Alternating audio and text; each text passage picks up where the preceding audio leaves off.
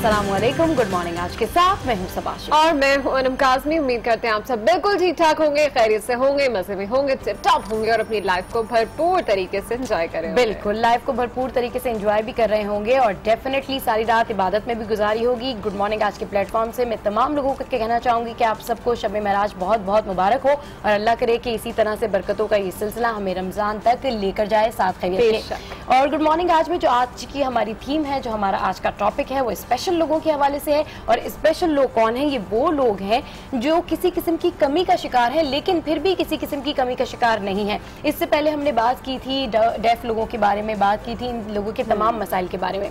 आज हम बात करेंगे ऐसे खुसूसी लोगों के बारे में जो कि आंखों की बिनाई के बगैर ही अपनी जिंदगी गुजार रहे हैं, लेकिन इतनी कामयाब जिंदगी गुजार रहे हैं कि कोई कह नहीं सकता कि ये लोग ब्लाइंड है या इनके अंदर किसी किस्म की कोई कमी है। और वैसे ही अल्लाह ताला ने इस तरह के लोगों में एक हिस्सा ज्यादा रखी होती है और वही बात है कि अल्लाह ताला इतने रहीम है कि अगर किसी से कोई चीज़ लेते हैं तो उसको वो चीज़ दे भी देते हैं। लेकिन बात करेंगे आज इन तमाम खुसूसी लोगों के ऊपर कि किस तरीके से अपनी ज़िंदगी में मूव ऑन कर रहे हैं, किस तरीके से उन्होंने पढ़ा लिखा, किस तरीके से ये कौन कौन से पेशे से मुंसलिक हैं। तो गुड मॉर्निंग आज की थीम आज इन्हीं लोगों के इर्द गिर्द घूमने वाली है। बिल्कुल, आज का जो टॉपिक है वो इंतहाई अहम यूं भी है क्योंकि कल हम बात कर रहे थे आंखों के बारे में, आंखों की खूबसूरती के बारे में, लेकिन दुनिया में कुछ वो भी लोग हैं जो इस बसारत से महरूम हैं। ऐसे ही लोगों का जिक्र करने जाएंगे जिन्होंने अपनी इस कमजोरी को कभी भी कमजोरी नहीं समझा बल्कि इसको अपनी ताकत समझा और वो काम कर दिखाए जिनकी आंखें हैं वो भी वो काम ना कर सके और पाकिस्तान का ये लोग फख्र बने। बहुत से ऐसे काम अभी भी कर रहे हैं जिससे पाकिस्तान का नाम रोशन कर रहे हैं और उन्होंने अपनी इस कमजोरी पर ताकत जो है वो बनाकर अपने लिए, अपने बच्चों के लिए, अपनी फैमिलीज के लिए ऐसे ऐसे काम किए हैं कि जो वाकई में काबिल तारीफ है। तो आज ऐसे ही अचीवर्स की हम बात करेंगे, ऐसे ही लोगों से आज के शो में आपको मिलवाएंगे जिस हवाले से सबसे पहले मिलेंगे गाड़ियों के इंजनों और प्रवाजों की मुरम्मत करने वाले बसारत से महरूम आसिफ पटेल से।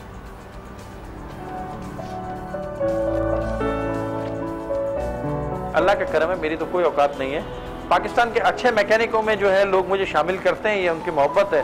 और जो बड़े अच्छे मैकेनिक है वो भी मेरी बड़ी यानी रिस्पेक्ट करते हैं। और कुछ लोग मुझे उस्ताद बोलते हैं, कोई इशू कभी भी नहीं रहा। अभी जो नई टेक्नोलॉजी आई है तो अल्लाह का करम है कि मैं अभी भी नए इंजन वगैरह पे हाथ रखता हूँ तो परवरदिगार ऑटोमेटिकली मेरे माइंड में वो दे देता है कि कहाँ फॉल्ट है, क्या है। और आजकल स्कैनर वगैरह आ गया तो हम स्कैन करके भी आइडिया ले लेते हैं। और मिलवाएंगे आपको ब्लाइंड कौमी क्रिकेट टीम को 2 मरतबा वर्ल्ड कप जितवाने वाले अब्दुल रज़ाक से।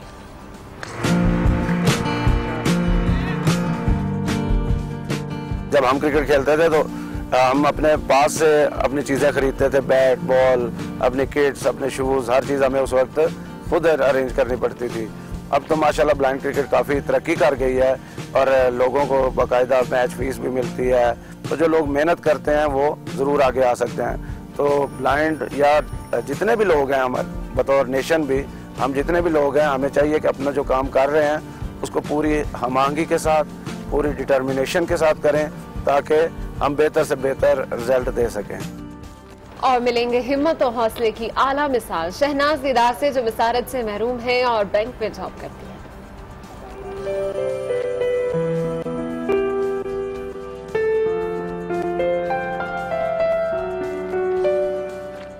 हमारे बैंक ने ये ट्राई किया था कि ब्लाइंड लोग भी साथ काम कर सकते हैं, नॉर्मल लोगों की तरह नहीं। तो उसमें मैंने फर्स्ट टाइम काम स्टार्ट किया। अगर हम काम करते हैं और हम कोशिश करते हैं तो हर चीज़ अचीव हो जाती है। ये सिर्फ हमारी सोच होती है कि ये काम हम नहीं कर सकते। अगर हमारी सोच में आ जाए कि हम कर सकते तो कोई काम मुश्किल नहीं रहता। और ये तमाम स्टोरीज हम आगे चलकर देखेंगे, लेकिन पहले नजर डाल लेते हैं कि आज अखबारात की शायद सुर्खियाँ क्या कह रही हैं।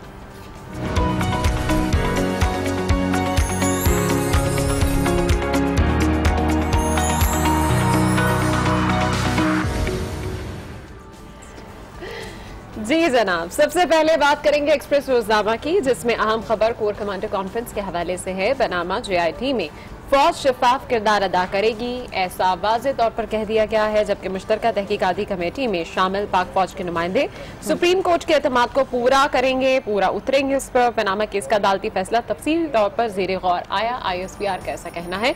ये आज एक्सप्रेस रोजनामा ने अपनी मेन हेडलाइन बनाई है। बिल्कुल, अच्छा जी। और जंग की जो मेन लीड है वो है तहकीकात में किरदार शफाफ होगा, ऐसा कहना है फौज का। JIT में हमारे नुमाइंदे कानूनी किरदार अदा करके अदलिया के एतमाद पर पूरा उतरेंगे। Core commander conference Panama league फसाद पर गौर किया जा रहा है और इसमें मिलिट्री इंटेलिजेंस और ISI के नुमाइंदे ईमानदारी से तहकीकात करेंगे। जो खबर अनम ने आपको बताई वही जंग का मेन हिस्सा है। तो दूसरी खबर जो है वो मैं रीड आउट करती हूँ। इख्तिलाफी फैसलों पर दुनिया में कहीं शोर नहीं मचता, सुप्रीम कोर्ट पर बदएतमादी खत्म करना होगी, ऐसा कहते हैं चीफ जस्टिस साहब। और साथ साथ सारी सियासी क़यादत से कहता हूँ कि क़िबला दुरुस्त कर लें। इमरान आप लीडर हैं, आपकी आवाज़ से भी बेहतरी आ सकती है और खराबी भी कौम को बदएतमादी की फिजा से निकालने में मदद करें। चीफ जस्टिस का PTI चेयरमैन से मुकालमा, जो कि काफ़ी ज़ेर बहस रहा, जिसके बारे में काफ़ी तज्ज़िये और तबसरे हुए, जिसके बारे में आगे चलकर हम हो सकता है कि अपने एडिटोरियल में भी डिस्कशन करें। अच्छा, सेम यही खबर मेरा ख्याल है मुझे रिपीट करने की जरूरत नहीं है, क्योंकि एक्सप्रेस रोजनामा की भी लीड यही है। और जो खबरें हैं वो हम शामिल कर लेते हैं, जिसमें गैर एलानी लोड शेडिंग के हवाले से वज़ीर आज़म ने सख्त नोटिस लिया है और उनका कहना है कि हम इस किस्म की लोड शेडिंग को बिल्कुल बर्दाश्त नहीं करेंगे। जबकि मजे की बात है कि अवाम शिकवा भी इस वक्त वज़ीर आज़म नवाज शरीफ से ही करती हुई नजर आ रही है। वज़ीर आज़म का ही ऐसा बयान सामने आ रहा है। और साथ साथ आपको बताएं कि उन्होंने टैरिफ के मसाइल के भी फौरी हल करने का हुक्म दे दिया है।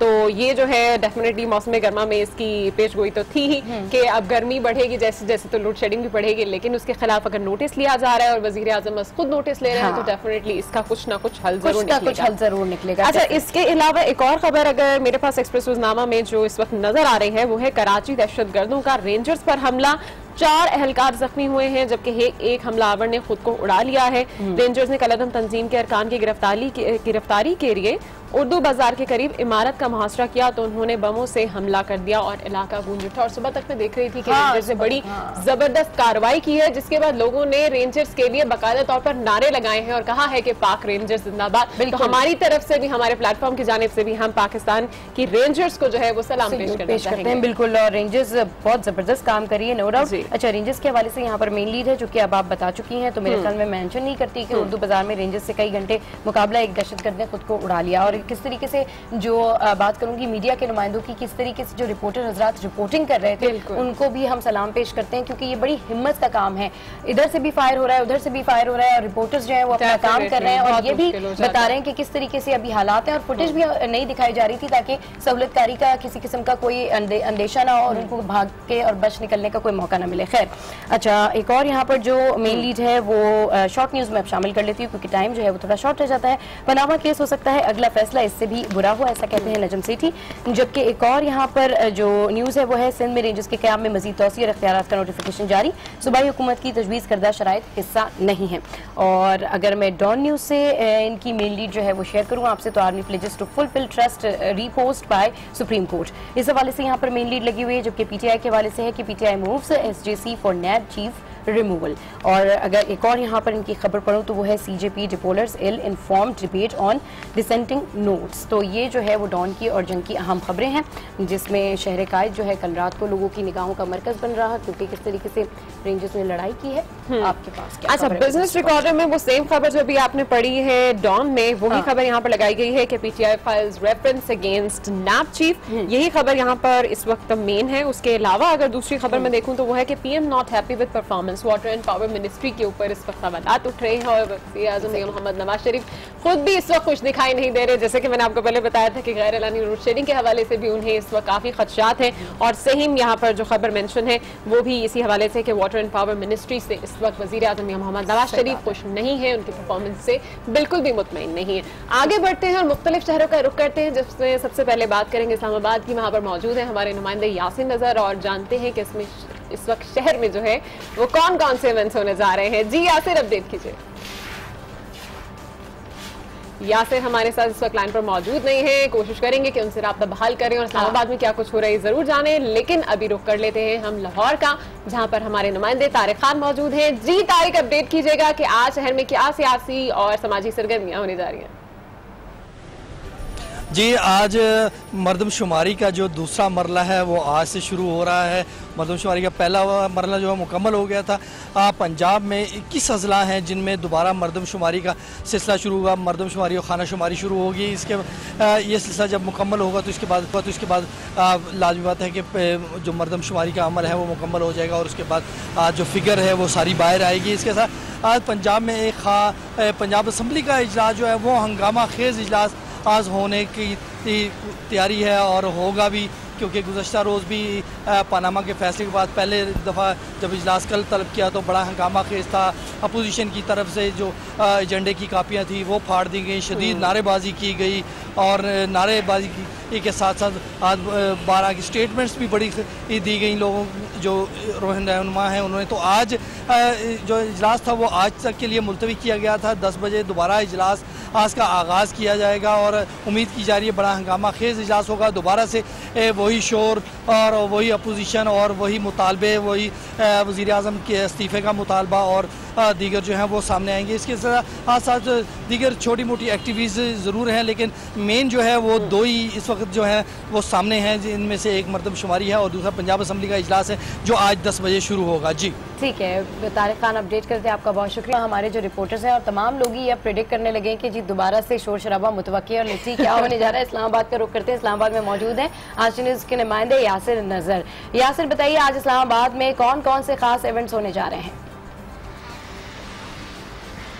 जी बिल्कुल, आज भी मरदमशुमारी का जो इस्लामाबाद में मरहला शुरू हो चुका है। इसके लिए बाकायदा जो 635 के करीब टीमें जो हैं वो तश्कील दी गई हैं। इस्लामाबाद को 165 से ज़्यादा जो सर्कल हैं इसमें तकसीम किया गया है। जो टीम है इसमें एक आर्मी का जो है फौजी एहलकार है वो शामिल है, साथ साथ पुलिस का जो एहलकार है वो, और साथ जो मरदमशुमारी करने वाले टीचर जो अमला है वो शामिल। 3 अफराद पर मुश्तमिल एक टीम है। इस तरह मजमूई तौर पर 635 टीमें तश्कील दी गई हैं। अब हम मुख्तलिफ इलाकों में सुबह से हम देख रहे हैं G9 और मुख्तलिफ सेक्टर में जो टीमें हैं वो अपना काम शुरू किए हुए हैं। लोग भी भरपूर तरीके से तावन किए हुए हैं। इस हवाले से सिक्योरिटी के मजमूई इंतजाम भी किए हैं। रेंजर और पुलिस और जो दीगर कानून नाफिज करने वाले इदारे जो हैं उनको भी अलर्ट रखा गया है और उनकी भी जो नफरी है वो वक्तन फ़वक्तन जो टीमें हैं उनके साथ भी गश्त करी है।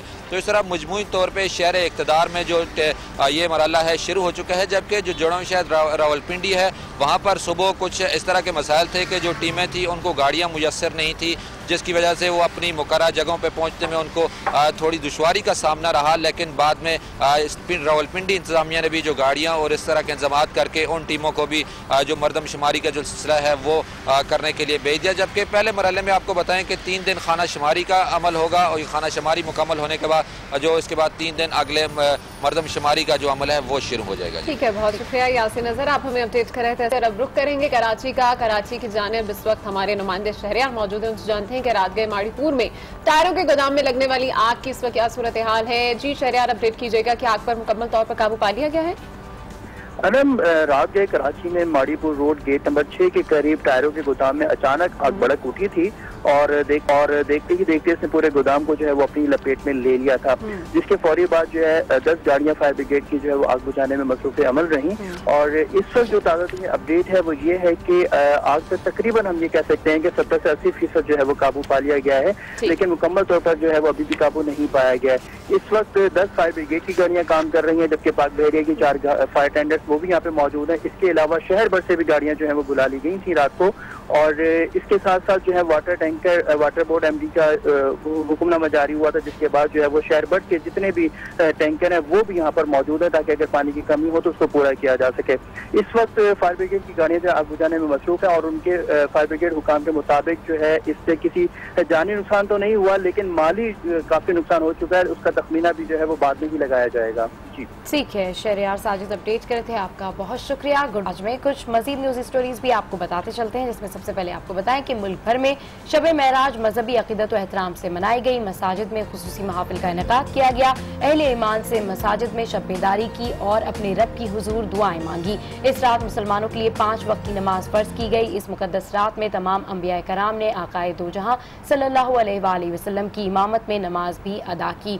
और मुझे उम्मीद है अनम कि तमाम लोगों ने ही मुल्क पाकिस्तान के लिए भी दुआ की होगी कि हमारे मुल्क में अमन व अमान कायम हो जाए।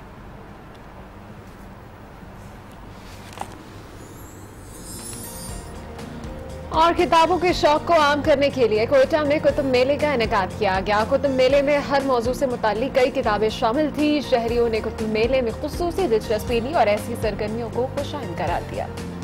क्या बात है जी, किताबों से तो मुझे लगाव हो गया जब से मैंने गुड मॉर्निंग आज शुरू किया। अच्छा जी, सरगोदा का रुख करते हैं, जहां गंदम की खरीदारी मुहिम का आगाज हो गया है। 1,34,000 मेट्रिक टन गंदम खरीदी जाएगी। खरीदारी मराकज पर बारदाना हासिल करने के लिए काश्तकारों का रश भी लग गया है। सो लेट्स सी, अब गंदम की खरीदारी मुहिम का आगाज हो गया है और अल्लाह करे इसमें किसानों को एटलीस्ट फायदा जरूर मिले। चले जनाब, शो में लेते हैं यहाँ पर एक ब्रेक, जिसके बाद शामिल करेंगे खाना बनाने का झटपट तरीका।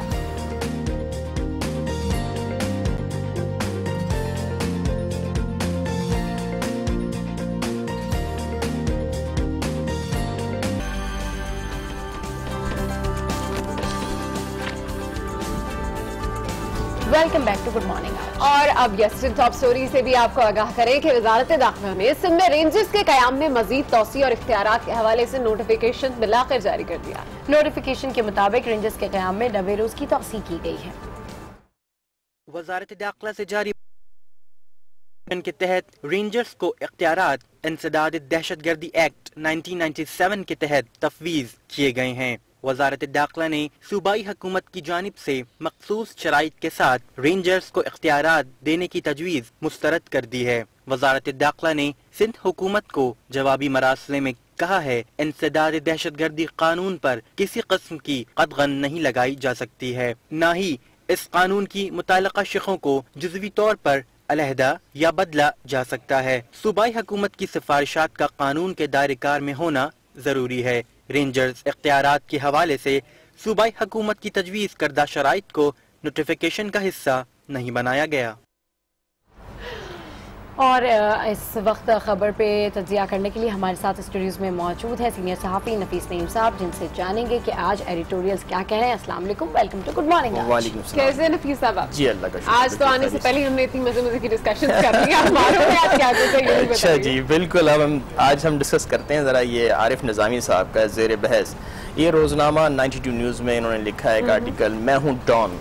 और हमें पता है आजकल डॉन का बड़ा जिक्र है, गॉड फादर का बड़ा जिक्र है, तो ये पानामा केस के हवाले से। लेकिन आरिफ निज़ामी साहब ने ज़रा सा डिफरेंट पर्सपेक्टिव लिया। उन्होंने कहा कि वज़ीर आज़म को अदालत जन से बिलावास्ता तौर पर ये उनके ख़ानदान को एक तर्स, यानी कि जो माफिया तर्स के हथकंडे वो इस्तेमाल करना और फिर डॉन का खिताब देना, ये कुछ ज़्यादती होगी, क्योंकि वो बहरहाल वज़ीर आज़म हैं, एक बिजनेस एम्पायर उनका है, वो सरबराह हैं, पूरे खान चला रहे हैं, और उनके साथ जिस खानदान पे अदलिया ने इस तरह की बात की है उस पर अल्लाह की बड़ी रहमत है। 92 के बाद, जो 99 के बाद जिला वतनी के बाद उन्होंने वापस किसी को कोई तसव्वुर नहीं कर सकता था कि वापस आएंगे सियासत में, लेकिन उन पर अल्लाह की रहमत हुई, वो फिर आए। तो कहते हैं कि अगर इस तरह डॉन का खिताब देना है तो सियासी डॉन तो अल्ताफ हुसैन है। हमारे साथ लाइन पर भी मौजूद है सीनियर सहाफ़ी हैं इस वक्त हमारे साथ लाइन पर मौजूद आरिफ निज़ामी साहब। अस्सलाम वालेकुम sir, welcome to good morning. आज जी सर, बड़ा ज़बरदस्त आपने एडिटोरियल लिखा है। इस वक्त हमारे साथ हमारे सीनियर सहाफ़ी नफीस नईम साहब मौजूद हैं जो आपसे कुछ बात करेंगे आपके एडिटोरियल के ऊपर। जी आरिफ निज़ामी साहब, अस्सलाम वालेकुम। वालेकुम जी। जी सर, ये आपने, मैं पढ़ रहा था ये आर्टिकल, हमने डिस्कस भी किया है, मैं हूँ जॉन। ये आपने लिखा है कि ज़्यादती है, बहरहाल ठीक है आपकी बात, लेकिन कहने का ये मतलब है कि सियासत में तो आप हम देख रहे हैं कि मुख्तलिफ एलिगेशन चल रही हैं। वज़ीर आज़म के बारे में भी हुई, के खिलाफ भी, उनके ख़ानदान के बारे में हुई, फिर अब जरदारी साहब के बारे में हुई, अल्ताफ हुसैनी के सियासतदानों में ये जो एलिगेशंस के जो है ये सब लग रही है। हम इन्हें फिर डॉन नहीं कहेंगे तो और क्या कहेंगे? और दूसरा सवाल ये है कि इदारों में आपने खुद कहा है कि नई रूह फूंकी जाए, एहतसाब का अमल ज़रूरी है, तो वो नई रूह कौन फूकेगा अगर गवर्नमेंट काम नहीं करेगी? जी यकीनन ठीक है। मेरा कहने का मकसद ये था कि सुप्रीम कोर्ट की जजमेंट है, उसमें सियासतदानों को डॉन कहने के अलावा ये कहना कि जो भी इस मुल्क में दौलत कमाता है वो there is a crime behind it. जरा ये स्वीपिंग स्टेटमेंट है कि आपने जिसकी इस मुल्क में 2-4 पैसे जिसकी जेब में हो सब क्रिमिनल्स हैं। एक तो ये मेरा पॉइंट था। दूसरा ये था कि कई पहलुओं से वो मियां नवाज शरीफ जो है वो गॉड फादर तो हैं, या उनके वालिद साहब थे उनसे पहले, कि उनकी फैमिली के भी, और वो आप कह सकते हैं उस तरह। ये भी मैंने अर्ज किया कि जो उनकी सोर्सेज ऑफ वेल्थ हैं वो स्पेयर नहीं कर पाए वो तो। लेकिन डॉन की जो कॉनोटेशन है वो ऐसे होती है कि वो कोई क्रिमिनल अंडरवर्ल्ड है, इसमें लोगों को मुड़वा रहा है, उठवा रहा है, ऐसी तो मेरे ख्याल से बात मुंतबिक नहीं होती। अच्छा आरिफ निज़ामी साहब, आप ओवरऑल बात कर रहे हैं कि डेफिनेटली कि डॉन का लफ्ज इस्तेमाल किया गया है, तो सुपरफिशली उनका आपका कहने का मतलब ये है कि सुपरफिशली जो भी करप्शन के मसले हैं जो भी है वो तो अभी जाहिर सी बात है तहकीकात जारी हैं। तो सर ये बताइएगा कि ओवरऑल फिर किस तरीके से सारे मसले को टेक ओवर किया जाए और किस तरीके से बड़ी खुश उसलूबी के साथ जो है इसको पाए तकमील तक पहुंचाया जाए, क्योंकि आप देखिए कि जब से पनामा केस का फैसला है उसके बाद से दोबारा से शोर शराबा पूरे मुल्क में एहतजाज की सियासत दोबारा से शुरू हो गई है।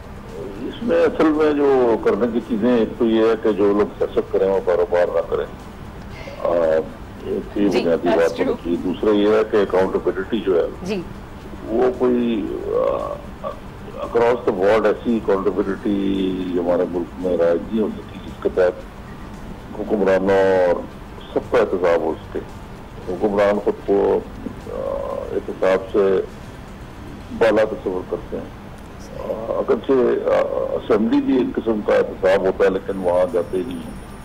फिर चौथा एहतसाब जो है वो इंतखाबात रिजल्ट में, ये भी नुकसान का है कि इंतखाबात में जब सियासतदान अपने आप को पेश करते हैं तो उनका एहतसाब हो जाता है और यकीनन उस सूरत में हो जाए कि जो हमारे वोटर हैं वो भी थोड़े विजिलेंट हों, ऐसे लोग पार्लियामेंट में आए जो वहाँ कोई रूल ऑफ लॉ या जमहूरियत में बिलीव करते हैं। जी ठीक है, प्रॉपर अकाउंटेबिलिटी होनी चाहिए। इस वक्त हमारे साथ सीनियर सहाफ़ी आरिफ निज़ामी साहब मौजूद थे जो कि ये कह रहे थे कि ठीक है जो भी है करप्शन के केसेस हैं, चार्जेस हैं, जो भी है, लेकिन जो वर्डिंग इस्तेमाल की गई है उसके ऊपर उस हवाले से उन्होंने एक बड़ी अच्छी बात उन्होंने बीच में कह दी है कि सियासत और कारोबार को अलग अलग जाए। नफीस सिंह साहब भी बताइएगा, पाकिस्तान के अंदर क्या पॉसिबल है ऐसा कि आप सियासत और कारोबार को अलग रख सकते हैं? नहीं जी, कॉन्फ्लिक्ट इंटरेस्ट हमेशा रहता ही है, ये कभी नहीं खत्म हो सकता, और ये अगर खत्म हो गया तो शायद हमारी सियासत जो है वो अच्छी हो जाए और जमहूरी अमल जो है वो मुस्तहकम। इसके अलावा कोई इदारिया है जो आप एक डॉन में आया है जो एक है ये चैलेंज फॉर अफगान फोर्सेस। ये हमने देखा मज़ार शरीफ में एक हेडक्वार्टर पर आर्मी के हमला किया तालिबान ने और 140 फौजियों को हलाक कर दिया है। उसके अंदर ख़ास बात यह कि 8 बैरियर्स होते हैं, 8 स्टेजेस थे उसमें सिक्योरिटी की, और उनको वो पेनिट्रेट करके गए 10 तालिबान और उन्होंने 140 फौजियों को मार दिया, जिस पर अफगान वज़ीर दिफा ने भी और आर्मी चीफ ने भी इस्तीफ़ा देना पड़ गया है। इदारिये ने यह कहा है कि अफगानिस्तान के जो हम अमन का जो माहौल जो हम चला रहे हैं, जो हमारी अभी तक हिकमत अमली हो रही है अफगानिस्तान के हवाले से, वो नाकाम हो गई है। अफगानिस्तान में अमन के क़याम की कोशिशें, तो पाकिस्तान को उसमें अपना किरदार अदा करना पड़ेगा। अफगानिस्तान को पाकिस्तान से कोऑपरेट करना पड़ेगा, क्योंकि हम अगर मिलिट्री देखें, हमने उनकी इमदाद की, अफगानी हमारे पास आज भी मौजूद हैं, अब वो अपनी पॉलिसी पर चल रहे हैं। आज तक उनकी फोर्सेस काबिल नहीं हो सकती हैं कि वो टेक ओवर कर लें और वो लॉ एंड ऑर्डर क्रिएट का मसला खत्म कर दें। तो अभी भी अटैक हो रहे हैं। इदारे ने किया कि पाकिस्तान को भी अपना किरदार अदा करना पड़ेगा और अफगानिस्तान को भी पाकिस्तान से कोऑपरेट अच्छा नबी सईम साहब, हम बात कर रहे हैं अफगानिस्तान और पाकिस्तान की, तो डेफिनेटली अगर पाकिस्तान की बात की जाए तो हम तो हमेशा ये बात करते हैं कि जी डायलॉग कर लें, अमन की बात कर लें, बॉर्डर मैनेजमेंट कर लें, कोई सिक्योरिटी कोई मेजरमेंट्स ऐसे कर ले कि दोनों ममालिक में अमन आ जाए। अब बात हो रही है अफगान सिक्योरिटी फोर्सेस की, उनकी फोर्सेस की, तो डेफिनेटली अगर वो पाकिस्तान के साथ में गठजोड़ नहीं करते हैं या पाकिस्तान के साथ में कंसेंसस के साथ नहीं चलते हैं तो फिर ये अफगानिस्तान के लिए ज्यादा प्रॉब्लम है, ना कि पाकिस्तान के लिए। तो इस मसले को हल करने के लिए फिर क्या देख रहे हैं कि आप दोनों ममालिक के दरमियान अब क्या नई स्ट्रेटेजी होगी? लेकिन इसमें यही अदारे ने भी कहा है, एक पहले मैं इससे एक बात बता दूं कि खुश आइन बात यह है कि देखें अकाउंटेबिलिटी वहां हो रही है, चाहे अफगानिस्तान जैसा मुल्क है, लेकिन आपने देखा कि अटैक हुआ तो वजीर दिफा को भी जाना पड़ गया और आर्मी चीफ को भी जाना पड़ गया। ये एक बड़ा पॉजिटिव साइन है वहां पर। तो लाजिम आते जिस तरह इन्होंने यहाँ पर इस अकाउंटेबिलिटी की है तो इन्हें एक रिकंसिलिएशन, पॉलिटिकल रिकंसिलिएशन की तरफ भी जाना पड़ेगा। और तालिबान की जिस तरह तालिबान का अभी भी तसल्लुत है, गवर्नमेंट की रिट नहीं है इक्का दुक्का जगह के अलावा, ये पाकिस्तान से कॉपरेशन किए बगैर और पाकिस्तान की तरफ दोस्ती का हाथ बढ़ाए बगैर मुमकिन नहीं है। बहुत शुक्रिया नफीस नईम साहब, आप हमारे साथ थे और दो अहम इदारे जिन पर हमने डिस्कशन की और साथ साथ हमने आरिफ निज़ामी साहब को भी लिया लाइन पर और कोशिश की कि उनका भी मौका जाना जाए कि आखिर ये डॉन सियासी डॉन है कौन। आगे बढ़ते हैं, दुनिया भर से भी कुछ खबरें शामिल जी हाँ, दुनिया भर से भी कुछ खबरें शामिल कर लेते हैं, जिसमें सबसे पहले बात करते हैं अमेरिका के वज़ीर दिफा जेम्स मैट्स की काबुल पहुंच गए हैं और अफगानिस्तान की ताज़ा तरीन सूरत हाल पर अफगान हुकाम से उन्होंने बात करेंगे।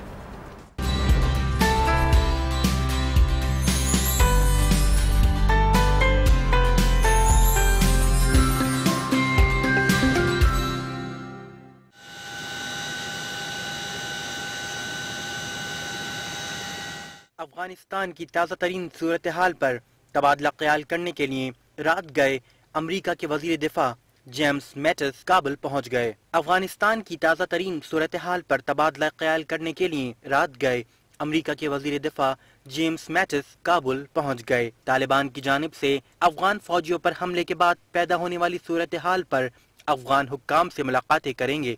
मुलाकात में अफगानिस्तान में मजीद फौज तैनात करने पर भी बात होगी। अफगानिस्तान के शहर मजार शरीफ में फौजी हेडक्वार्टर पर तालिबान के हमले में 140 फौजियों की हलाकत के बाद मुल्क भर में शोक का समा है। अफगान सदर अशरफ गनी ने हमले का निशाना बनने वाले फौजी हेडक्वार्टर का दौरा किया और हलाक फौजी जवानों को खराज तहसीन पेश किया। अफगान सदर की जेर सदारत फौजी हेडक्वार्टर में आला सतह का इजलास भी हुआ, जिसमें हमले के बाद की सूरत हाल का जायजा लिया गया। एक्शन पसंद है, थ्रिल पसंद है, उन लोगों को ये मूवी बहुत बिल्कुल। और मैं तो ये सोच रही थी कि इस वीकेंड पे भी जाऊंगी, पर मजे की बात हम ये कहना ही छोड़ देते कि हम वीकेंड पे जाएंगे, क्योंकि उन्हें पता लग जाता है और वो फौरन तो जो है ना हाउसफुल कर देते हैं। हम बगैर बताए जाएंगे तो हमें टिकट्स मिल जाएंगी। खैर, गुड मॉर्निंग। आज में यहाँ वक्त हुआ एक ब्रेक का, जिसके बाद मिलवाएंगे आपको।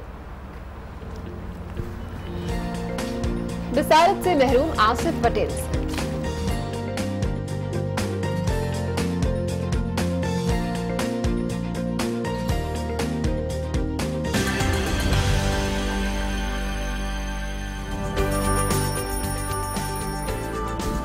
Welcome back to good morning. और अब कुछ आज की तारीख के बारे में बात कर लेते हैं। आज के दिन यानी 25 अप्रैल 1954 में पहली बार सिलिकॉन से सोलर बैटरी बनाई गई थी।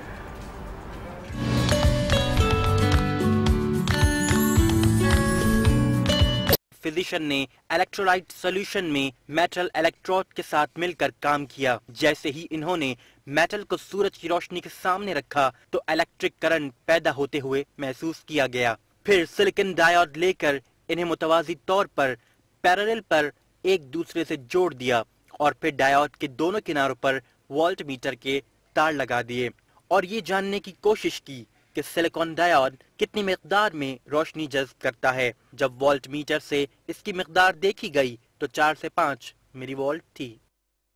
1954 की ये बात है कि सोलर बैटरी इस तरह से यूज की गई थी और आज भी लोग इसको तरसते हैं क्योंकि लोड शेडिंग बहुत ज्यादा हो रही है। आगे बढ़ते हैं और आज हम बात करेंगे बसारत से महरूम अफराद की। तो जनाब ऐसे ही एक कराची के आसिफ पटेल भी हैं जो इतने एतमाद और फुर्ती से गाड़ियों के इंजनों और पुर्जों की मरम्मत करते हैं कि किसी को मुश्किल से ही यकीन आएगा कि ये शख्स पैदाइशी तौर पर आंखों से महरूम लोगों की बात हो रही है। अपनी कम उम्री में आसिफ पटेल खिलौनों और रेडियो ट्रांजिस्टर को पुर्जे करते और फिर इन्हें जोड़ते। बसारत न होने की वजह से इनके इस पूरे अमल का दारोमदार छूने और आइए देखते हैं।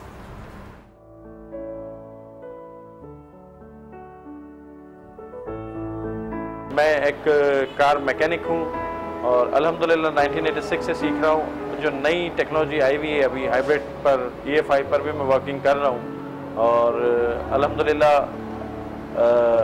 अल्लाह ताला ने बड़ी इज्जत दी है, बड़ा प्यार मिला लोगों से, क्योंकि मैं कोशिश यही होती है कि उनके मयार में पूरा उतर सकूं। दरअसल मुझे बचपन से ही हर किस्म के मैकेनिज्म को खोलने का, उसको समझने का शौक़ था। तो अल्हम्दुलिल्लाह अल्लाह ताला से जो मांगा दिया है परवरदिगार ने। तो मैंने गाड़ियों का मुझे शौक़ था, मैंने अपनी पर्सनल कार ख़रीदी, उसका इंजन खोल के बनाया, फिर डैडी की गाड़ी का इंजन खोल के बनाता रहता था।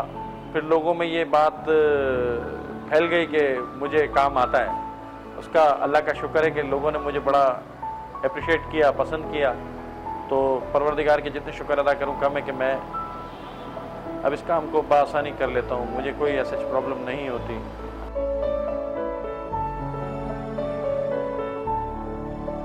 कोई इशू कभी भी नहीं रहा। अभी जो नई टेक्नोलॉजी आई है तो अल्लाह का करम है कि मैं अभी भी नए इंजन वगैरह पे हाथ रखता हूँ तो परवरदिगार ऑटोमेटिकली मेरे माइंड में वो दे देता है कि कहाँ फॉल्ट है, क्या है। और आजकल स्कैनर वगैरह आ गया तो हम स्कैन करके भी आइडिया ले लेते हैं कि गाड़ी के अंदर क्या फॉल्ट है। अल्लाह का करम है, मेरी तो कोई औकात नहीं है।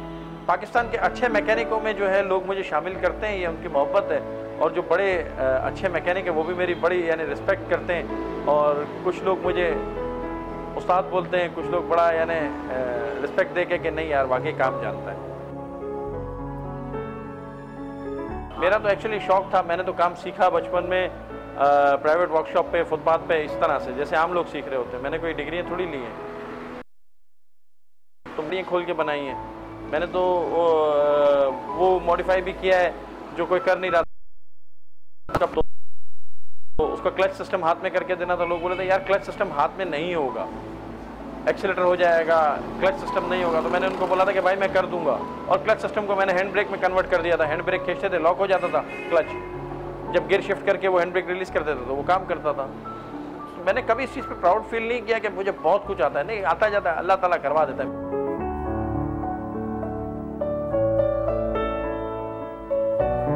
जिसको कुछ करना होगा ना वो खुद कर लेगा, जिसको नहीं करना होगा ना मेरे बोलने से क्या फर्क पड़ेगा। जिंदगी में ना सब कुछ हार जाओ ना तो ये सोच के खड़े रहना कि अब तुम्हारे पास हारने के लिए कुछ नहीं तो तुम जीतोगे। तुम्हारा कॉन्फिडेंस अगर टूट गया, तुम्हारे पैर डगमगा गए तो तुम हार जाओगे।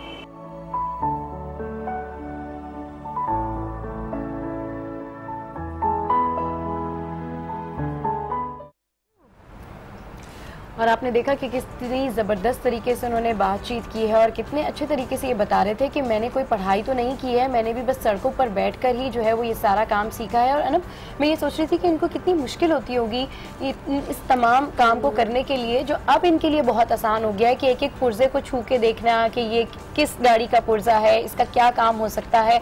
ये बहुत मुश्किल बात है जो कि इन्होंने अचीव किया है ये काम, और बरसर रोज़गार है ये, और लोगों की खिदमत भी कर रहे हैं, काम भी कर रहे हैं, और किसी के मोहताज भी नहीं। बिल्कुल, मोहताजगी जो है वो सबसे बड़ी लानत होती है इंसान के लिए अगर इस तरह की सूरत हाल हो जाए। लेकिन ऐसे में अपनी तमाम तर हिम्मत और हौसले को बुलंद रखते हुए काम करना, अपने घर को चलाना, अपने बच्चों को पालना, ऐसे लोगों को हमारा ढेर सारा सलाम। शो में यहाँ वक्त तो एक ब्रेक का, जिसके बाद मिलेंगे ब्लाइंड क्रिकेट टीम के कोच अब्दुल रज़ाक से।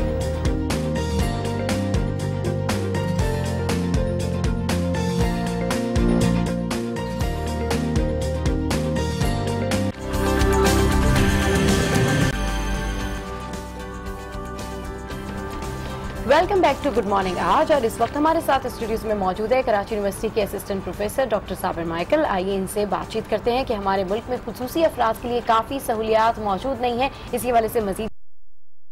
अस्सलाम वालेकुम sir, welcome to good morning. Thank you very much. अस्सलाम वालेकुम साबिर साहब, बहुत खुशी हो रही है इस वक्त आप हमारे साथ हैं, असिस्टेंट प्रोफेसर हैं, और बहुत सी ऐसी एक्टिविटीज़ और बहुत से ऐसे डिपार्टमेंट से आप मुंसलिक हैं जिनसे पाकिस्तान में ऐसे पर आपका किस तरह का रहा, कितनी मुश्किलात आई। डेफिनेटली हम ऐसे लोग जो बसारत से महरूम होते हैं उन्हें डिसेबल्ड तो नहीं कहते, लेकिन हम उन्हें डिफरेंटली एबल्ड इसी वजह से कहते हैं क्योंकि उनके अंदर और बहुत सी सलाहियतें होती हैं जिसकी खातिर वो अपने आप को मनवा लेते हैं। सबसे पहले आज टीवी का बहुत शुक्रिया और इस मौका के लिए कि मैं शेयर कर सकूं लोगों के साथ अपनी अचीवमेंट्स और इन अ मोटिवेशनल कॉन्टेक्स्ट। मेरा ताल्लुक कराची से है और 1983 में मैंने पंजाब के शहर उकाड़ा से अपने एकेडमिक कैरियर का आगाज़ किया और वहाँ से 98 में मैंने ग्रेजुएशन कंप्लीट किया और उसके बाद कराची यूनिवर्सिटी से मास्टर्स और पहले सोशल वर्क में और फिर सोशियोलॉजी में PhD किया।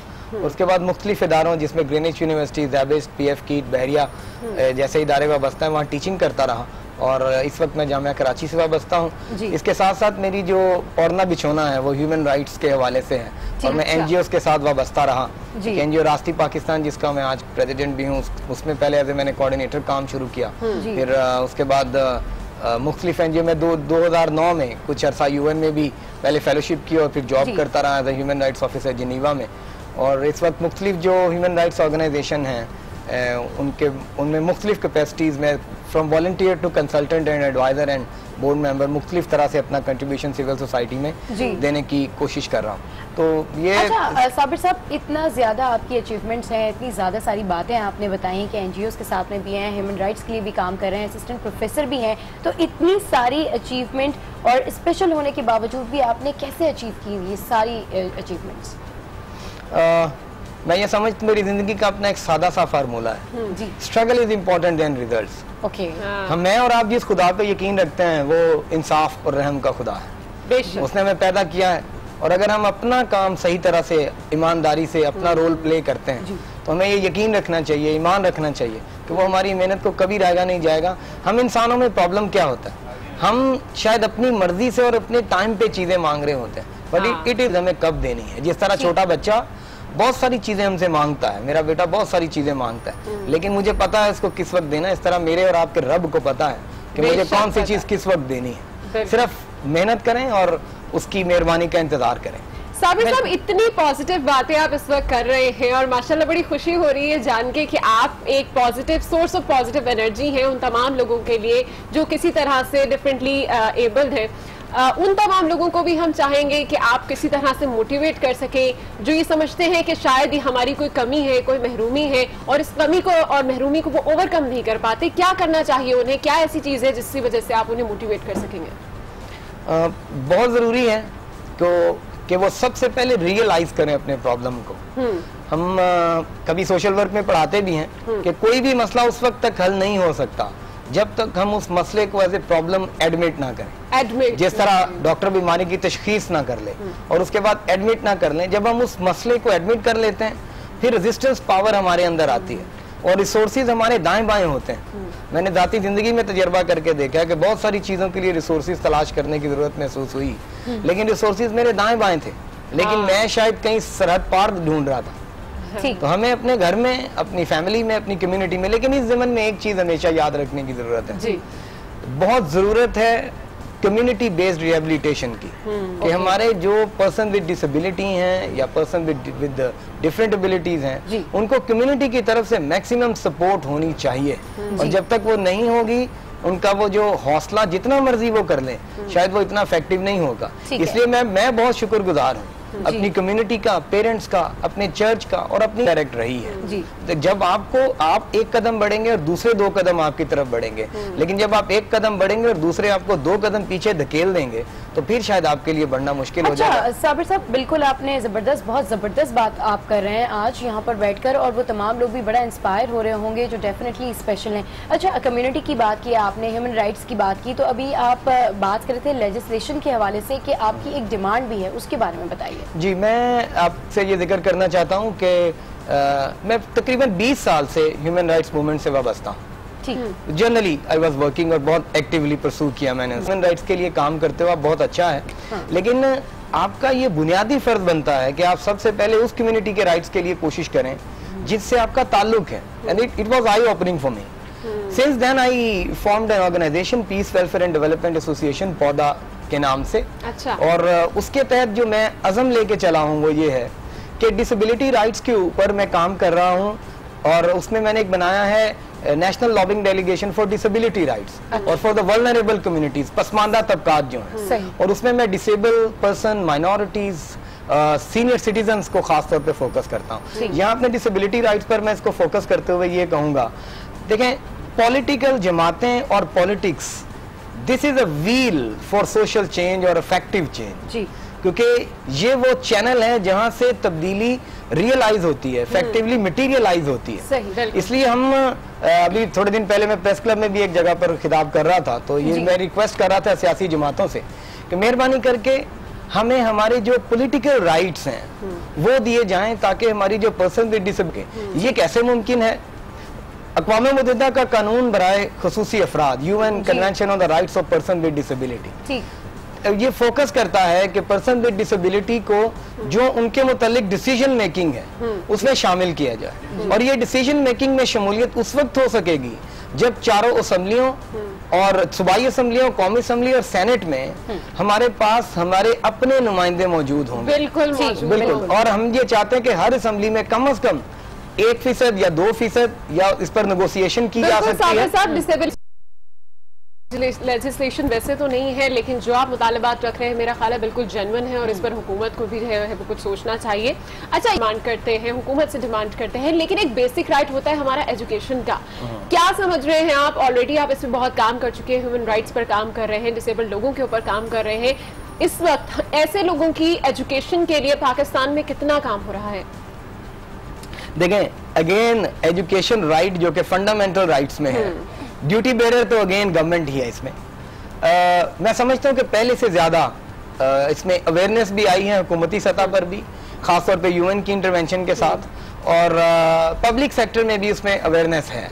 इसमें ये कहने की जरूरत है कि एजुकेशन के हवाले से जो ब्रेल प्रेस है वो हमारे पास मौजूद नहीं है कि बुक्स ब्रेल में छप सकें। और ख़ास तौर पे जो डेफ एंड डम और दीगर डिसेबिलिटीज़ के लोग हैं उनके लिए भी फैसिलिटीज़ अभी बहुत कम है और उनकी एजुकेशन के लिए बहुत काम होने की ज़रूरत है। और आज मैं यहाँ $1 बिलियन बात करना चाहता हूँ और अपनी ऑर्गेनाइजेशन के फोरम से मैं इस चीज़ को भी आगे लेके बढ़ रहा हूँ। दुनिया भर में इंक्लूसिव एजुकेशन का सिस्टम है। मैं जिस इदारे से पढ़ा हुआ हूँ कॉन्वेंट हाई स्कूल से, वहाँ हम सिर्फ 30 या 20 के करीब 20-30 के करीब ब्लाइंड लोग थे, जबकि वो एक नॉर्मल स्कूल था।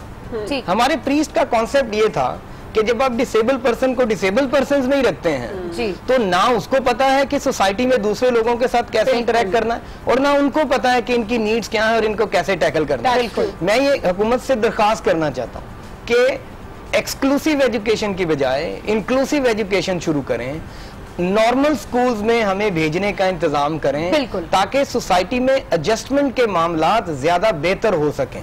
तो इस कॉन्टेक्स्ट में इस चीज की इंक्लूसिव एजुकेशन की बहुत जरूरत है। हम ये कह सकते हैं, मुझे कह लेने दीजिए कि हुकूमत पंजाब का काम इस सिलसिले में बिल्कुल बहुत खैर आफरीन है, बहुत शानदार काम किया उन्होंने, लेकिन उनका सारा काम एक्सक्लूसिव एजुकेशन की तरफ है। बट मुझे ये भी कह लेने दीजिए, अगरचे मैं सिंध सोशल वेलफेयर काउंसिल का मेंबर भी हूँ हुकूमत की तरफ से, मैं ये रिक्वेस्ट करना चाहता हूँ सिंध गवर्नमेंट से कि खसूसी तालीम या स्पेशल एजुकेशन का स्टेटस जो है वो सिंध में नागुफ्ता बे है।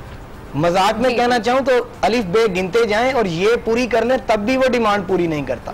लेकिन मैं ये रिक्वेस्ट करना चाहता हूं मुराद अली शाह साहब से कि ये बहुत निगलेक्टेड एरिया है, मेहरबानी करके सियासी जमातों के साथ साथ इस तरफ तवज्जो दें और इसको सिस्टम को डेवलप करने की कोशिश करें। जी बिल्कुल साबिर साहब, आई होप कि आपका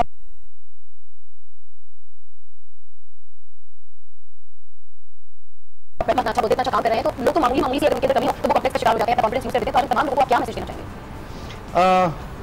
मैं ना सिर्फ पर्सन विद डिसेबिलिटी बल्कि हर उस शख्स को जो किसी भी तरह से मायूसी का शिकार है, मैं उसे मैसेज देना चाहता हूं कि अपने अंदर उम्मीद पैदा करें और उम्मीद पैदा करने के लिए ना सिर्फ अपनी रिलीजियस बुक्स का सहारा लें, दुआ करें और हिम्मत बांधें, क्योंकि हिम्मत बांधे बगैर गुजारा नहीं है।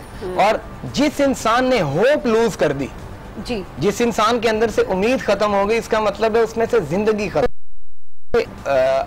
जो डिफेंस फोर्सेस हैं वो मुल्क की नजरियाती सरहदों का तहफ़्फ़ुज़ करते हैं। हम उस्ताद हर रोज तलबा में उम्मीद की शम्मा जलाते हैं और ये उम्मीद जो है वो बहुत जरूरी है, क्योंकि ना तो हमने अपने अंदर से उम्मीद को खत्म होने देना है और ना दूसरों के अंदर से उम्मीद खत्म होने देना है। और याद रखें, तालीम इंसान का मुकद्दर बदल सकती है, चाहे आपको वक्ती तौर पर। आपके इस पैगाम पर हम भी आपको सलाम पेश करना चाहते हैं, क्योंकि आप वो लोग हैं जो तलबा में भी इस रोशनी को फैला रहे हैं, उन लोगों को भी मोटिवेट करें, उनके अंदर भी इस उम्मीद को पैदा कर रहे हैं। बहुत शुक्रिया आपका, आपने आज हमारे साथ हमारे शो में आए और इस अहम मौजू पर जो है वो बातचीत की और बहुत से अहम मुतालबात भी जो है उन्होंने हुकूमत के सामने रखे हैं। जी हाँ, और आगे बढ़ते हैं और एक अहम खबर शामिल करते हैं जो कि कुरम एजेंसी से है, जहां बारूदी सुरंग के धमाके में जहां बाक अफराद की तादाद 10 हो गई है। आपको इस अहम खबर से अपडेट करें, इसी हवाले से इसके बारे में मजीद जानते हैं आज न्यूज़ के नुमाइंदे आमिर जमील से। जी आमिर जमील, ताज़ा तरीन सूरत हाल से अपडेट कीजिए। आमिर जमील से जैसे ही हमारा राब्ता होगा हम आपको इस अहम खबर का मजीद फॉलोअप बताएंगे। फिलहाल आपको यहाँ अहम खबर से आगाह कर रहे हैं, कुरम एजेंसी से खबर दे रहे हैं आपको, जहाँ बारूदी सुरंग के धमाके में जाँ बाक अफराद की तादाद 10 हो गई है। बिल्कुल आपको अहम खबर दे रहे हैं कुरम एजेंसी से, जहाँ पर बारूदी सुरंग में धमाके से जाँ बाक अफराद की तादाद इस वक्त 10 हो गई है। कोशिश की जा रही है कि राब्ता भी किया जाए हमारे नुमाइंदे से। फिल वक्त आपको यही बताएंगे कि गौजर में वैन बारूदी सुरंग से टकरा गई, जाँ बाक अफराद की तादाद अब तक 10 हो चुकी है, जबकि जाँ बाक अफराद में एक खातून और 4 मर्द और 5 बच्चे भी शामिल हैं। इंतहाई अफसोसनाक खबर है और आपको अपडेट करते चलेंगे यहाँ कुरम एजेंसी में ये वाकया पेश। आगे बढ़ते हैं और अब कुछ जिक्र करते हैं ब्लाइंड कौमी क्रिकेट टीम का, जिन्होंने कप्तान अब्दुल रज़्ज़ाक की क़यादत में 2 बार वर्ल्ड कप जीतकर पाकिस्तान का नाम रोशन किया। जी हाँ, अपनी टीम को फतह से हमकिरार कराने वाले अब्दुल रज़्ज़ाक अब पाकिस्तान ब्लाइंड क्रिकेट टीम की कोचिंग कर रहे हैं। गुड मॉर्निंग, आज की टीम ने इनसे मुलाकात की है, आइए देखते हैं कि क्या कह रहे हैं।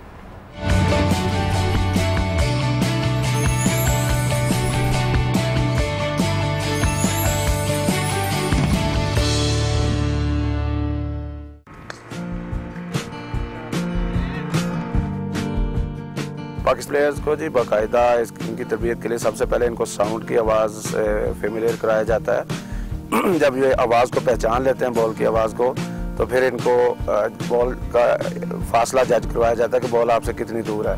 तो बेसिकली क्योंकि बॉल में साउंड होता है, उस साउंड को जज करके जो बैट्समैन या फील्डर है बैट्समैन बॉल को हिट करता है और फील्डर बॉल को साउंड करता है। अच्छा, इसमें भी अब 3 कैटेगरीज होती हैं ब्लाइंडनेस की। वो लड़के जो टोटली ब्लाइंड होते हैं वो टोटली आवाज़ पे ही कंसीडर कर रहे होते हैं। जो दूसरी कैटेगरी होती है उसको पार्शली ब्लाइंड कैटेगरी कहा जाता है। इसमें जो 3 मीटर तक बच्चा देख सकता है, तो वो सुनने के साथ साथ बॉल को देखकर भी फील्ड करता है या हिट करता है या बॉलिंग करता है। तीसरी कैटेगरी होती है पार्शली साइटेड, जो तकरीबन 7 मीटर तक देख सकते हैं, तो वो सुनते भी हैं और देखने में ज़्यादा सलाहियत होती है। ऐसे प्लेयर्स का जो है वो ज़्यादा अहम रोल होता है ब्लाइंड क्रिकेट में। पाकिस्तान की टीम 2 बार वर्ल्ड चैंपियन बन चुकी है, 2 बार रनर्स अप रही है। जितनी भी सीरीज हुई हैं उसमें से मोस्टली पाकिस्तान ऐसा हुआ कि पाकिस्तान की टीम कोई सीरीज हारी हो, तो बहुत बड़ी कामयाबी है और बहुत ज़बरदस्त परफॉर्मेंस है टीम की। और प्लेयर्स जो हैं वो अपना मुल्क के लिए खेल रहे हैं। उनके जहन में ये होता है कि हमने जब पाकिस्तान का नाम लेकर आए हैं, पाकिस्तान के लिए खेल रहे हैं, तो फिर हम पाकिस्तान को पूरा जो है वो पे करें, अदा करें, जो हमारी जिम्मेदारी है उसको पूरी तरह निभाएं।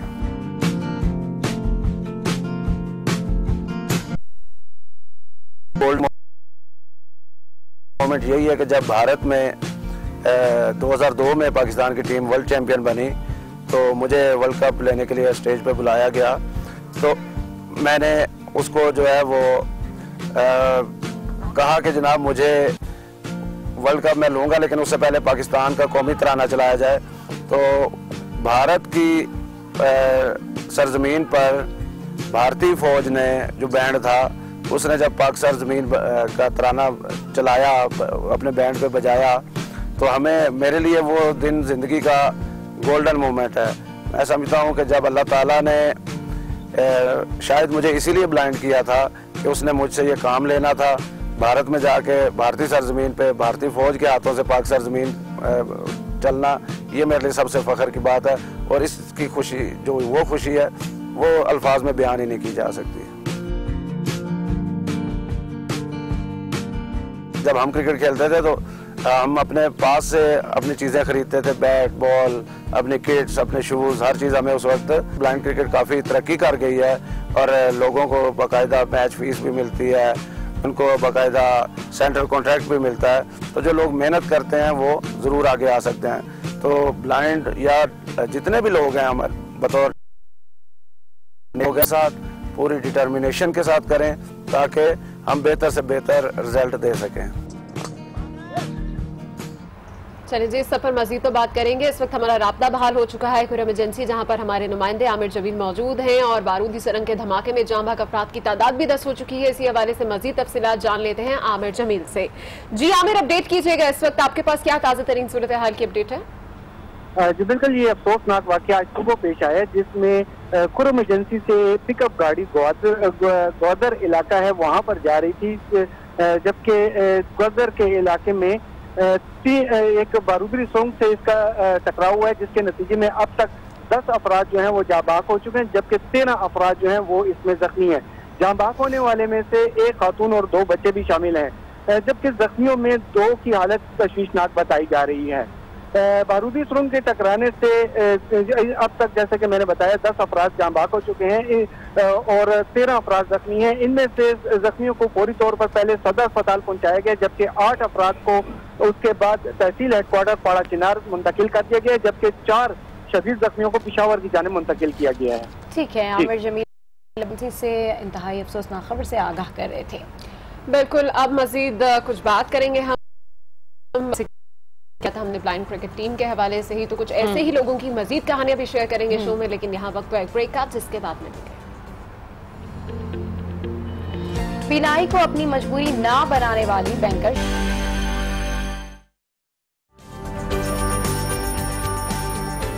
बातें हो रही हैं, तो वक्त हुआ है यहाँ पर कुछ खाने पीने की बातें करने का, और आज बन रही है स्माइलीज। स्माइलीज चल के देखते हैं।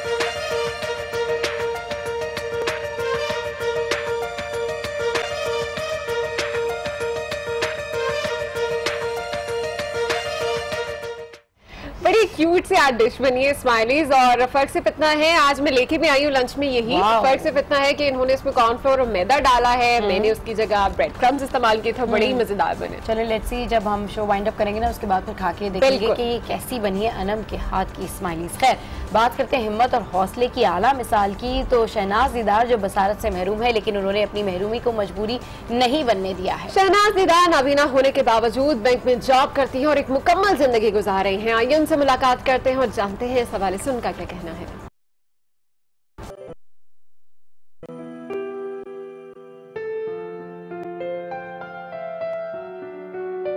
मेरा नाम शहनाज दीदार है और मैं स्टैंड चार्टर्ड बैंक में 10 ईयर्स से काम कर रही हूँ। यहाँ पे बेसिकली हमारा काम जो है वो कस्टमर्स को प्रोडक्ट सर्विसेज वगैरह के बारे में इंफॉर्मेशन देना होता है। उसके अलावा मेरी एजुकेशन चल रही है, स्टडी PhD कर रही हूँ मैं एजुकेशन में कराची यूनिवर्सिटी से। जब मैं 3 या 4 साल की एज में थी तो मेरे पेरेंट्स बताते हैं कि मेरी आइज़ में कुछ प्रॉब्लम होना शुरू हुआ। उससे पहले मुझे नज़र आता था, यानी मैंने स्कूल भी जाना स्टार्ट कर दिया था। तो लेकिन उसके बाद जब वो डॉक्टर्स को दिखाया तो कुछ डॉक्टर्स को केस समझ में नहीं आया, उन्होंने सर्जरी फ़ौरन कर दी आइज़ की, जिसकी वजह से जो है वो ये मिसहैप हुआ कि मेरी आई साइट टोटली ख़त्म हो गई उस सर्जरी के बाद में फिर काफ़ी सर्जरीज भी किया लेकिन उसका कोई रिज़ल्ट ठीक सामने नहीं आया। लेकिन फिर उसके बाद फिर कुछ अरसे बाद स्टार्ट की और फिर मैंने ये सोचा कि जो चीज़ नहीं हुई और जो चीज़ अल्लाह ताला ने नहीं दी तो उस पर अफसोस करने के बजाय मैं अपनी लाइफ को यूज़ करूं और मैं कुछ अचीव करूं अपनी लाइफ में, और अल्हम्दुलिल्लाह मैंने बहुत कुछ अचीव किया।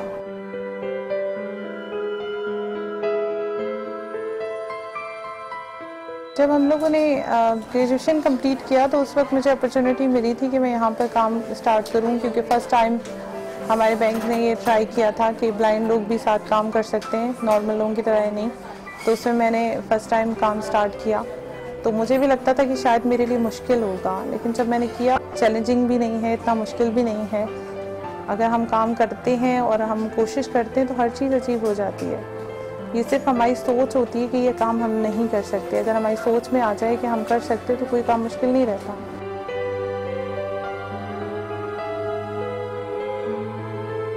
घर में पेरेंट्स की बहुत ज़्यादा सपोर्ट थी और उसके अलावा मेरे बड़े भाई जब मैंने यूनिवर्सिटी में स्पेशली जाना शुरू किया तो मेरे सब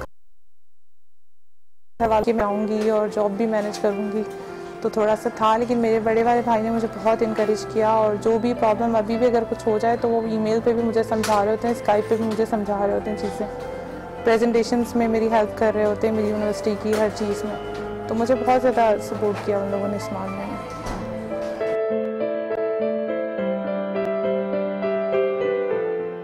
मैं अपने तमाम देखने वालों को ये मैसेज देना चाहती हूँ कि अपनी लाइफ का कोई विजन चूज़ करें और उसके बाद ज़िंदगी गुजारें। ज़िंदगी तो हर कोई गुजार लेता है, लेकिन जो विजनरी लाइफ होती है उसमें आप कुछ ना कुछ अचीव करते हैं। आप कुछ ऐसा अचीव करके जाएं कि आपके जाने के बाद भी लोग आपको याद रखें। और सेकंड थिंग ये है कि मैं ऐसे पेरेंट्स को ज़रूर मैसेज देना चाहूँगी कि जो जिनके बच्चों के साथ कोई ना कोई प्रॉब्लम है वो उसे उस एजुकेशन से कम महरूम ना करें, क्योंकि और सब चीज़ें और सब अंधेरे इतने ज़्यादा अंधेरे नहीं हैं जितना जहालत का अंधेरा है। कम से कम अपने बच्चों को एजुकेशन दें, वो ज़रूर कुछ ना कुछ अपनी लाइफ में करके सोसाइटी में अपना रोल प्ले करेंगे। शहनाज की बातें आपने सुनी और कितनी पुरएतमाद ये खातून है। हम चाहेंगे और आप सबसे भी यही गुजारिश है कि ऐसे पुरएतमाद लोगों का हौसला कभी मत टूटने दें, इन्हें मजीद सपोर्ट कीजिए। जी हाँ, गुड मॉर्निंग। आज में यहाँ वक्त एक ब्रेक का, जिसके बाद मिलवाएंगे आपको पाकिस्तान के चमकते सितारे। स्टे विद अस।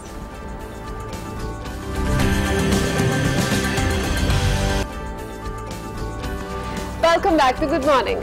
और इस वक्त हमारे साथ स्टूडियोज में मौजूद हैं पाकिस्तान का चमकता सितारा अक्सा अब्दुल हक, जो बहुत अच्छी नात ख्वाह हैं। आइए इनसे मिलते हैं और ढेर सारी बातें करते हैं और नाते भी सुनेंगे। अस्सलाम वालेकुम अक्सा, कैसी हैं आप? वालेकुम अस्सलाम, अल्हम्दुलिल्लाह मैं ठीक हूँ। आप लोग कैसे हैं? बिल्कुल ठीक ठाक। अक्सा, इतना चार्मिंग सा फेस है आपका और मेरे ख्याल है वो सारा नूर है जो आप पढ़ती हैं।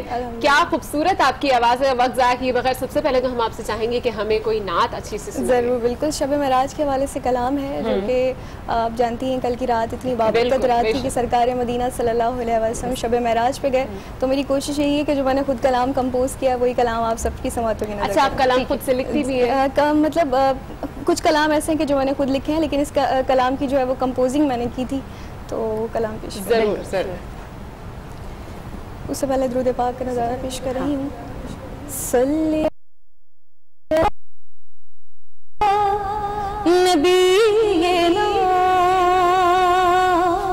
सल्ले अला मुहम्मद। कुदसी खड़े हैं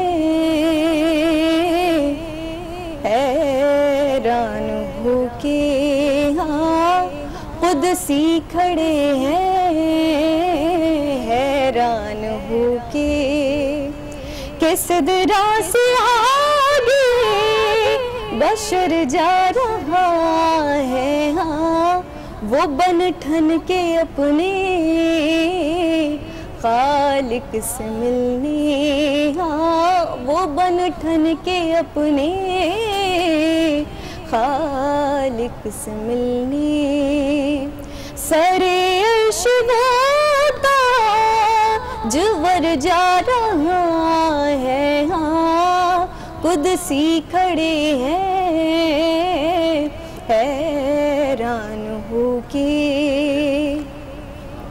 के जाता देखो वो बेखौफ कैसी, कि सब जानता ये राहें वो जैसी, कि सब जानता है राहें वो जैसे, वो यूं जा रहा है जैसे कि कोई, हाँ वो यूं जा रहा है जैसे कि कोई घर वाला अपने ही घर जा रहा है, हाँ कुदसी खड़े हैं हैरान होके,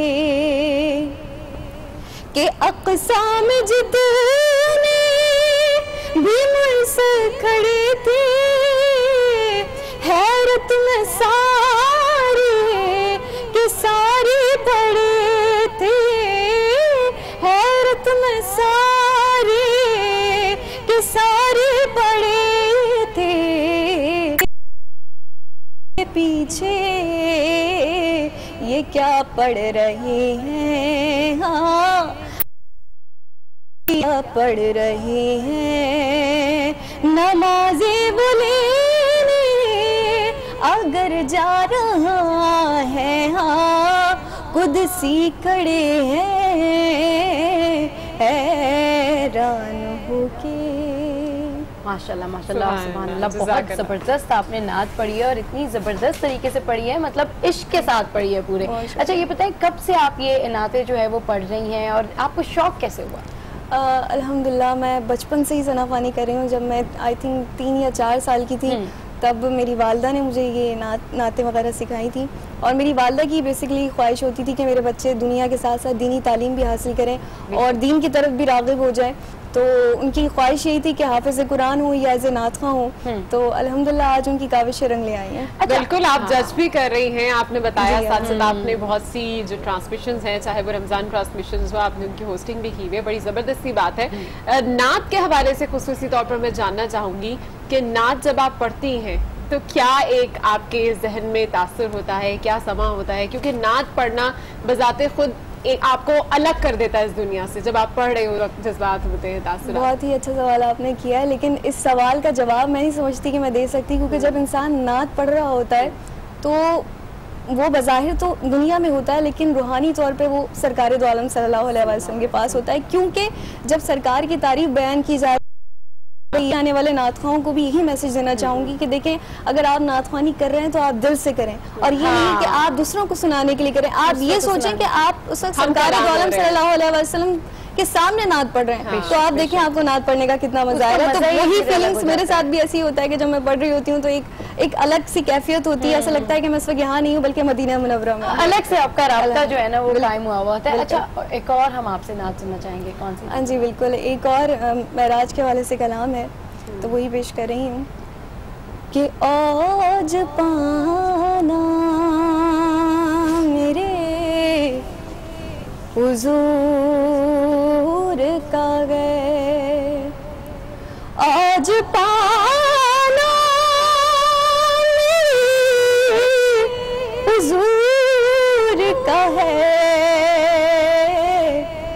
अरे अर्श जाना मेरे हुजूर का है, अर्श जाना मेरे हुजूर का है कि अर्श से वो हो आए, अर्श से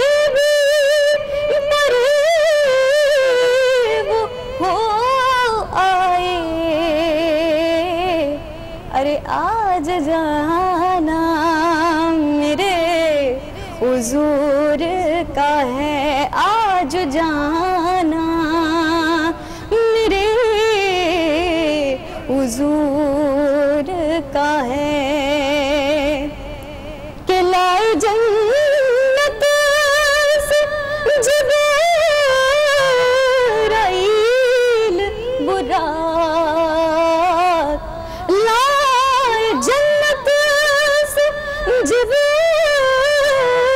जिब्राइल बुराक, अरे आना जाना मेरे